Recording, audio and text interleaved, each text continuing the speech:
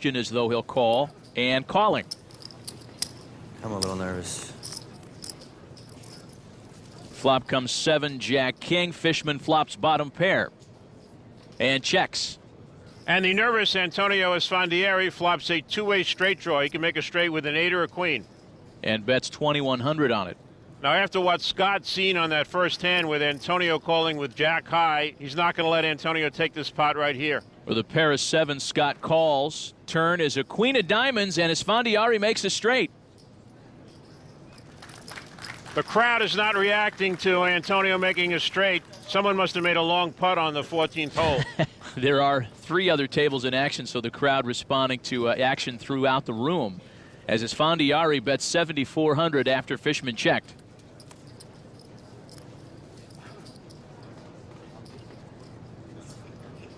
Fishman not laying this hand down easily. He lays it down nonetheless, and Esfandiari takes down the pot. Yeah, he had to lay it down. All he had was a pair of 7s, and a very dangerous board out there. So the control match continues between the 2 young guns. Nod and say yes. Fishman trying to find out if Antonio had anything. Blind still at 4 and 800. Fishman with suited King Jack, and he'll call. Queen 6 for Esfandiari. He raises to 3,000. Antonio continues to go to the whip. Now, in this particular hand, Scott Fishman could raise back. He's got a big enough hand, King Jack of spades, but he chooses to just call. Flop is 6-8 deuce, and Esfandiari flops middle pair. And on that pair of 6s, he bets 4,600. He would have bet regardless of what came out on the flop. Scott Fishman has let Antonio take the lead in his hand, and it's cost him the pot. And Antonio Esfandiari takes down the pot. There has been no sudden pressure change in the cabin. What's happening now is over the PA system, Ali Najad, the tournament MC, has just announced the payouts. And it seems that Antonio does not want to hear the pot of gold at the end of the rainbow. He's not the only one. A lot of players don't like to know how much they're going to win. I don't want to know. Back to our featured table now, where chip positions are just about even between Phil Hellmuth and Lyle Berman. Lyle listened with open ears when they announced the prize money. It's not going to really make a difference in his portfolio. Blinds up to 8 and 1,600. Berman with suited Queen 5 calls, and Phil checks with 7-6. Flop comes 9-7-5. Each player flops a pair. Hellmuth checks, and now Berman will bet out with 3,500. Wants to see where Phil is at, see if Phil has any of that. It's a good bet by Lyle. Turns a 4 of diamonds, and Hellmuth now has a 2-way straight draw. Ever cautious, he checks. The river brings a set of 5s for Lyle Berman. But Hellmuth, unaware of that, bets out 1,600. Lyle's going to raise. He's caught his dream card. On the set of 5s, another 6,000 from Lyle Berman. Trying to bet enough to entice Phil to call. The percentages there means that Lyle Berman will win the hand as long as he doesn't fold. Lyle's not folding.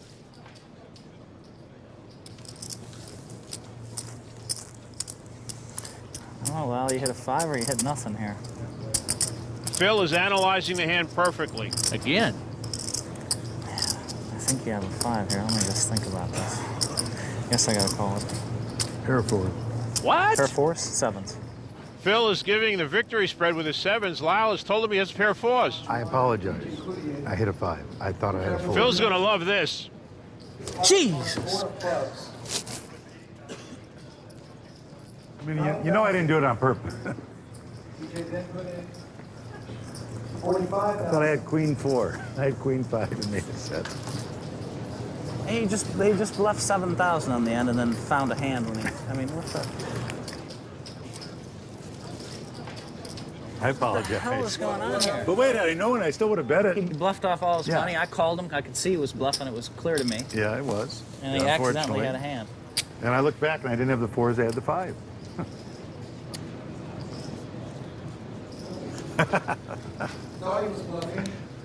By the way, the guys in our game would tell you I do it all the time. What do you think, Gabe? Well, he may have misread his hand, but I'll tell you one thing, he didn't misplay it. A CEO oversight, how rare. I saw Ken Lay and Bernie Evers cheering in the background there. More from the Golden Nugget right after this.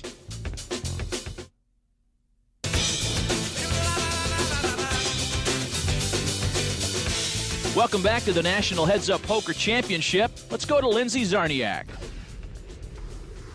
2 years ago, Chris Moneymaker did what every American dreams of. He turned 40 bucks into 2.5 million, proving that with a little practice, anybody can beat the top poker players. And that is what started the modern poker craze.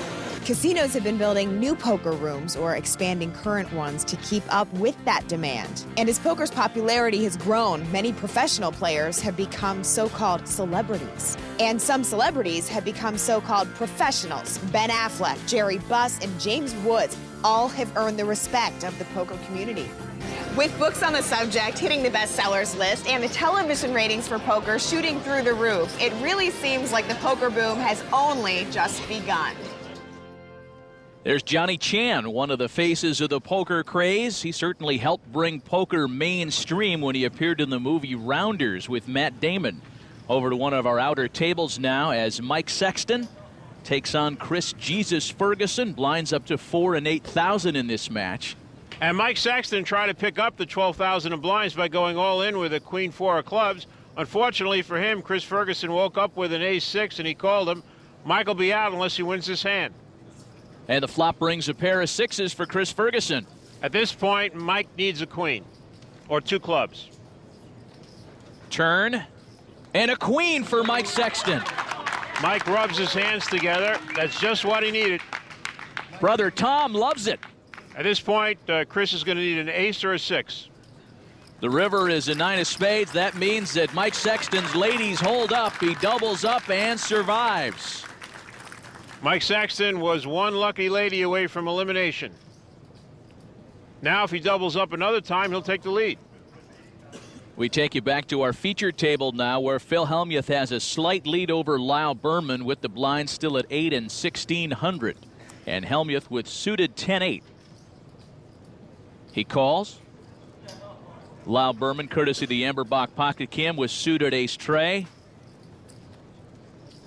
He raises to 7,600. Hellmuth calls. Now, if 3 diamonds come out there, it's going to be a disaster for Phil Hellmuth. From disaster to dream as Hellmuth flops a full house. Berman checks. He has no idea what he's run into here. Phil bets out 4,000. Good bet. Doesn't want Lyle to go out. Wants Lyle to think that maybe he's trying to pick up the pot. Another 12 from Berman. And Lyle has fallen into Phil's trap. He thinks Phil is bluffing, and he's raised him 12,000 with ace high. Now, what does Phil do? He's got the absolute nuts, the best possible hand you can have. 12.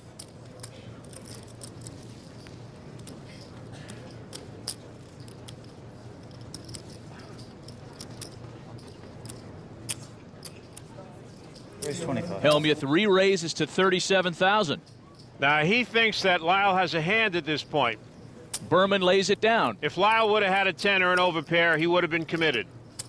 Phil Hellmuth calm and in the lead for the moment, but you never know when Mount Hellmuth will erupt.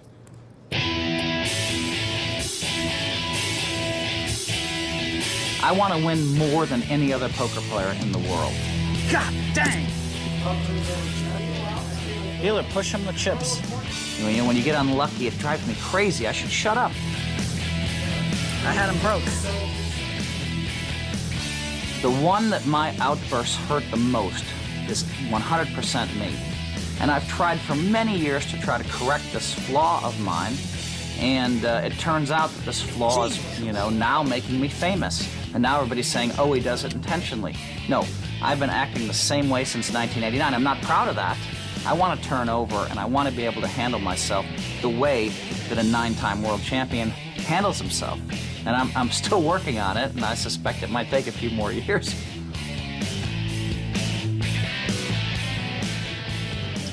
Yes, it might take a few more years. Let's come back in 2052 and see what's happening at that point. Helmuth with a better than 3-2 chip lead over Lyle Berman at this point. Suited deuce.